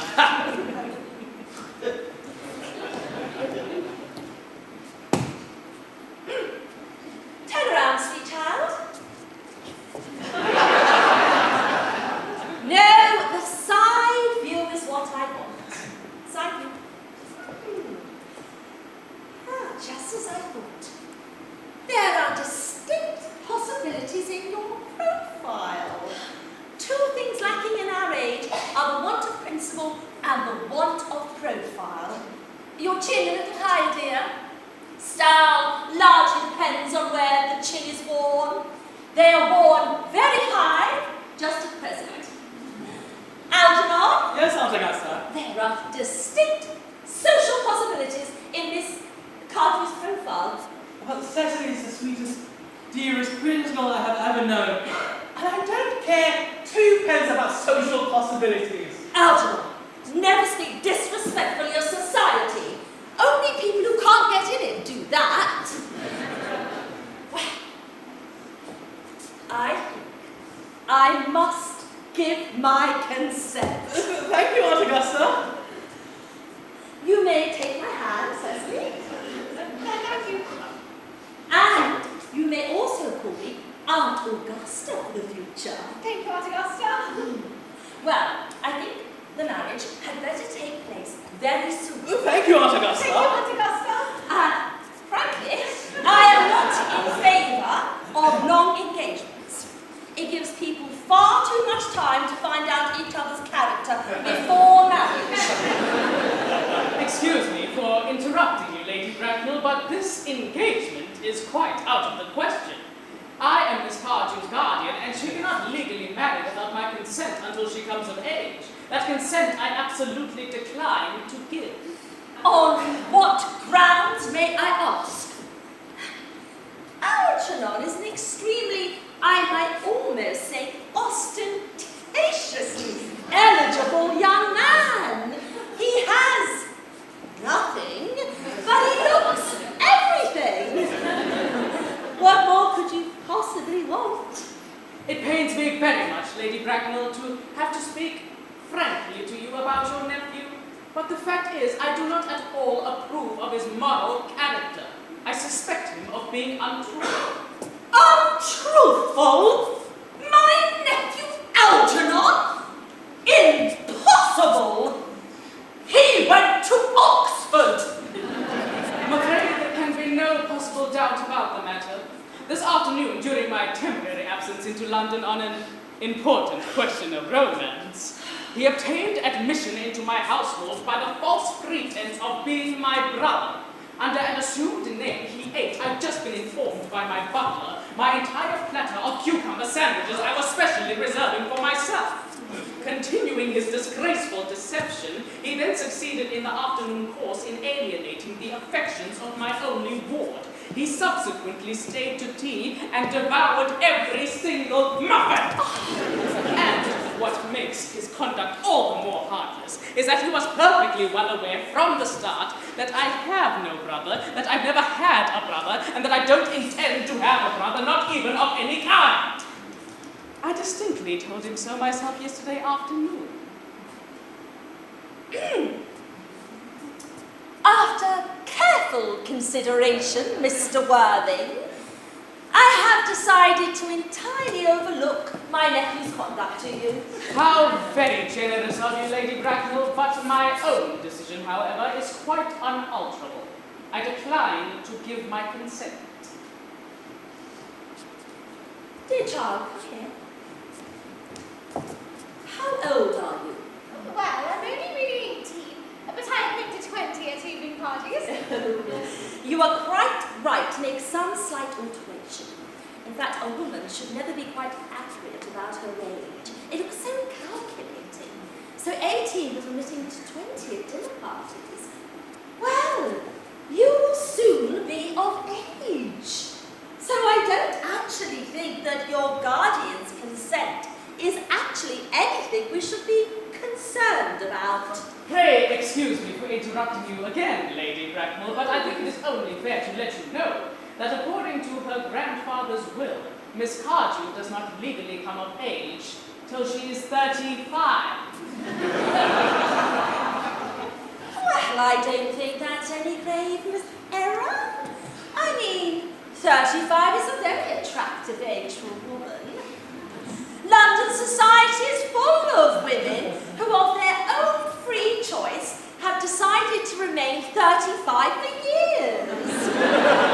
I remember Lady Doubleton. She has been 35 ever since her 40th birthday.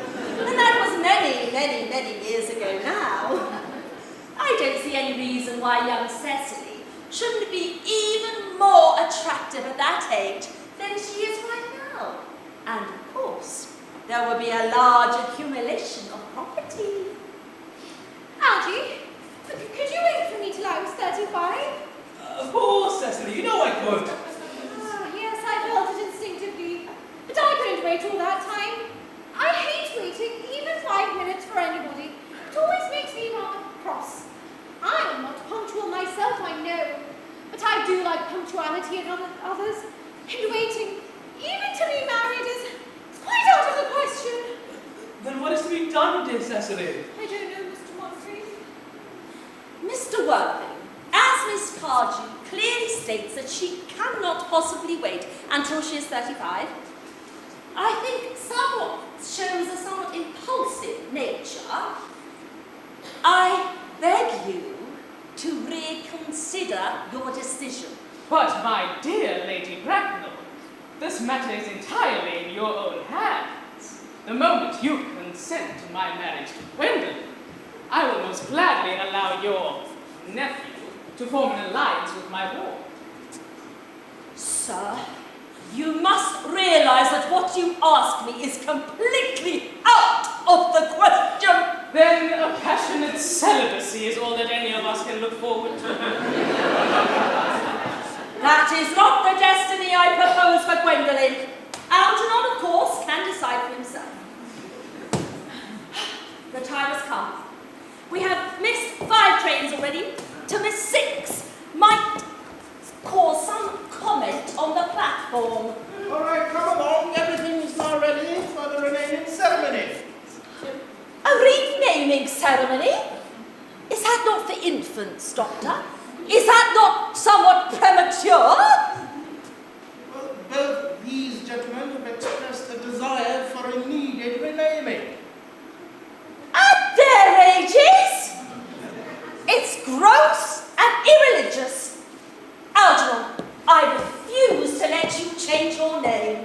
What would Lord Bracknell think if he knew this was the way that you wasted your time and your money? Am I to understand that there will be no renaming ceremony this afternoon? I don't think that as things are now, it will be of much practical value to either of us, Dr. Chausable.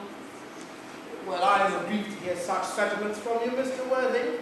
They suffer of the heretical views of the anarchists who have a distasteful outlook towards those in my profession, and whom I have completely refuted in 4 of my unpublished books.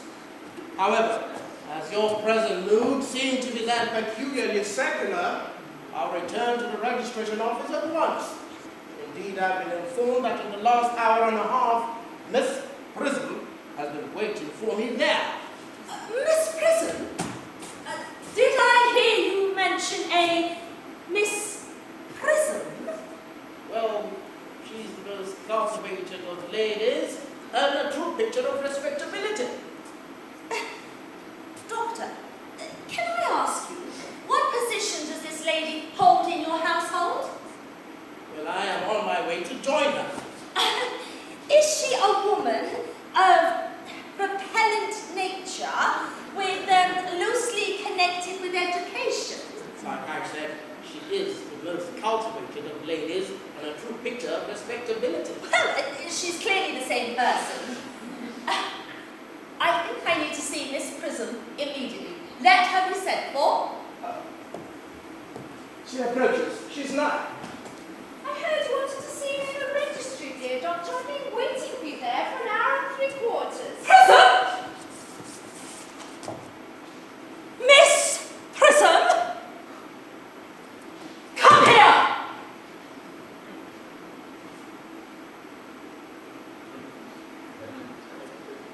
Prism. Where is that baby?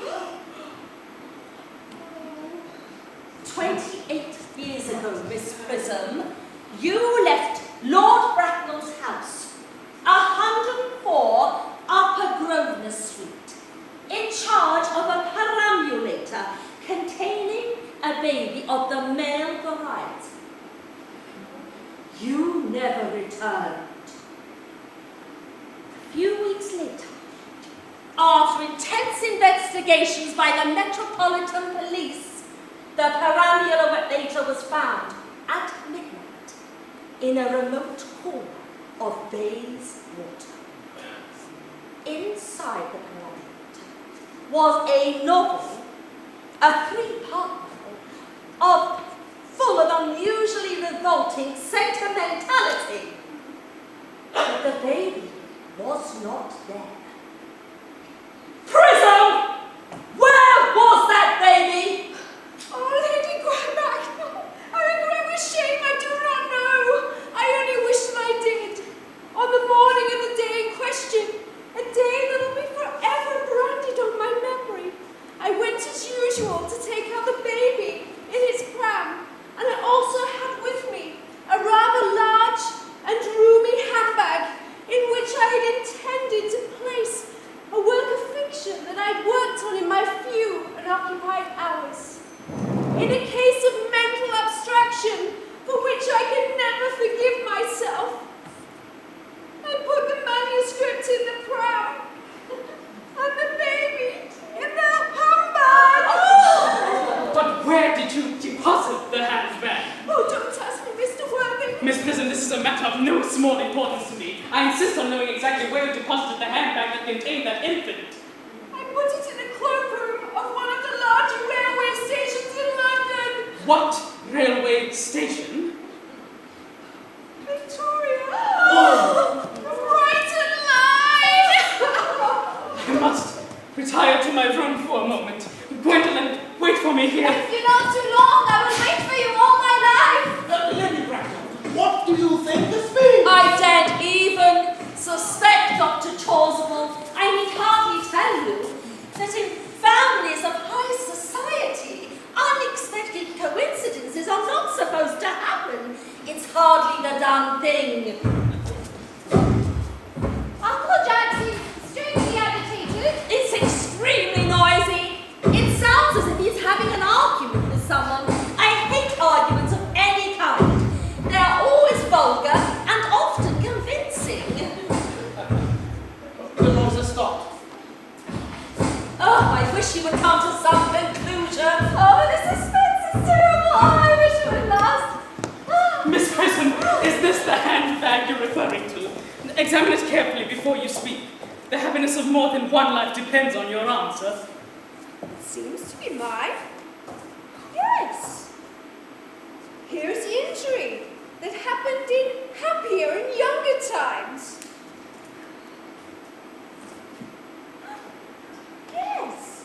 Here is a stain from the upturning of a temperance beverage, an incident that happened in Leamington Spa.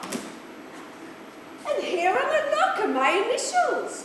I'd forgotten that in an extravagant mood I had them placed there. Yes, this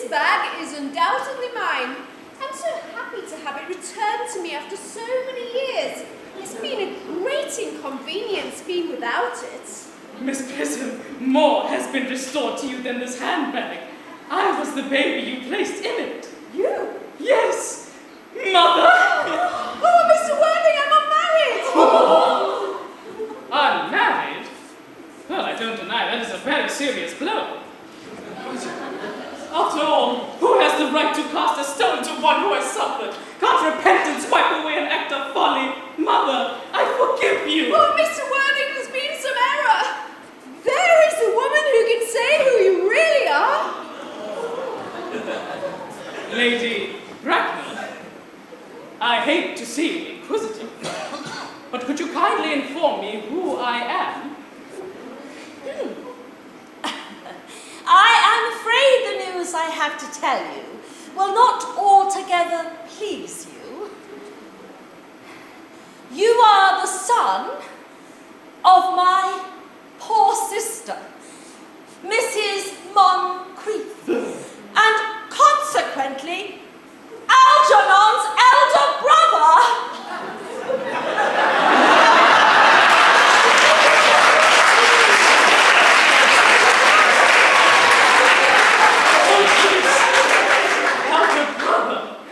Then I have a brother after all. Though I knew I had a brother, I always said I had a brother. Cecily, Dr. undoubtedly having a brother. Dr. Chausable, my unfortunate brother. Miss Prism, my unfortunate brother. Gwendolyn, my unfortunate brother. Algy, you young scoundrel.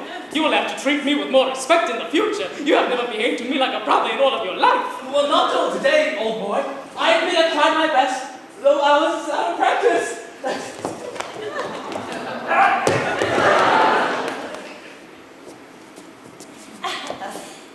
Due to this unforeseen and unexpected surprise, you may call, well, Mr. Moncrieff, you may call me Aunt Augusta.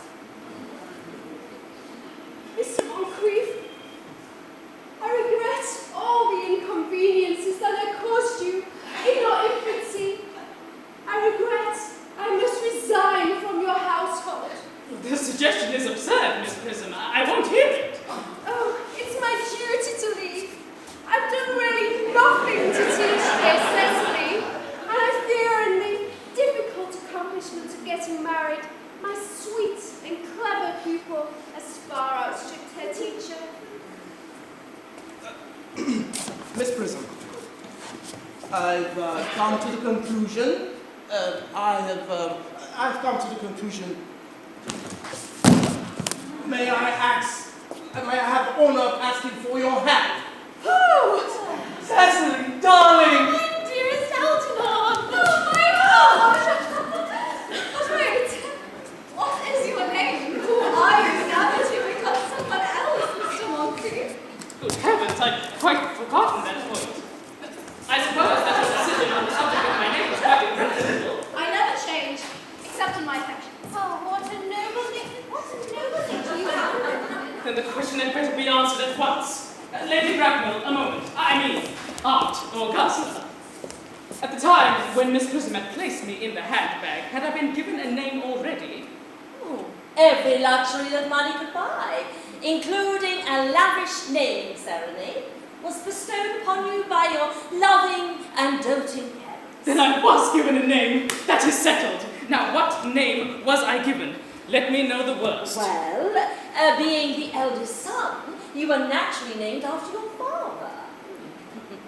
Yes, but what was my father's Christian name?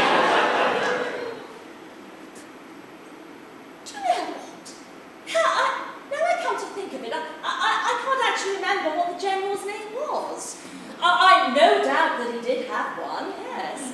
I mean, he was slightly eccentric in the latter years of his life due to the Indian climate, and indigestion, and marriage, and those kind of things. Algy, can't you recollect what our father's Christian name was? He died before I was a year old boy. We were never on speaking terms.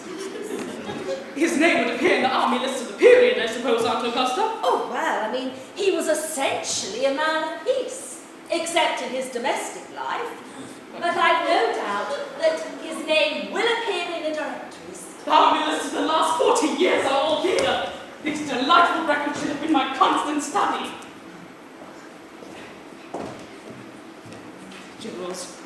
Generals. Maxwell, Manley, Merriman. What ghastly names they all have. Moncrieff. Yes. Lieutenant 1840. Captain, Lieutenant Colonel, Colonel General. 1869. Christian names. Earnest. Jack. I told you, Gwendolyn, my name was Ernest, didn't I? Turns out my name is Ernest after all.